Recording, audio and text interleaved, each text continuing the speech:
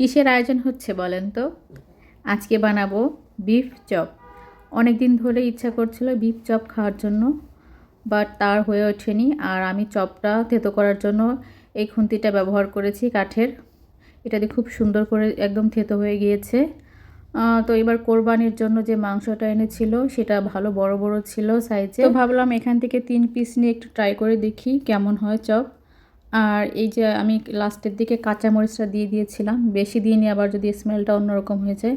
তো মাশাআল্লাহ এই ছোট্ট একটা কাঁচামরিচে সুন্দর একটা স্মেল হয়ে গিয়েছিল। আর এই যে আমার চপ বানানো শেষ, এখন আমি নামিয়ে ফেলছি। মাশাআল্লাহ চপের কালারটা তো খুব সুন্দর আসছে। আলহামদুলিল্লাহ মজাও হয়েছে খেতে। আপনারাও বাসায় ট্রাই করে দেখতে পারেন। অনেকেই হয়তো বানাতে পারেন, যারা পারেন না এখনও ট্রাই করেননি ট্রাই করে দেখতে পারেন। অনেক সময় দেখা যায় রেস্টুরেন্টে গিয়ে খাওয়ার সময় থাকে না, সুযোগও থাকে না। তো আপনি চাইলে এভাবে বাসায় বসে ট্রাই করে দেখতে পারেন। সব সময় যে রেস্টুরেন্টে গিয়ে খেতে হবে এমন কোনো কথা নেই। আপনার হাতে যদি সব উপকরণ থাকে আপনি বাসায় বসে সুন্দরভাবে বানিয়ে খেতে পারেন।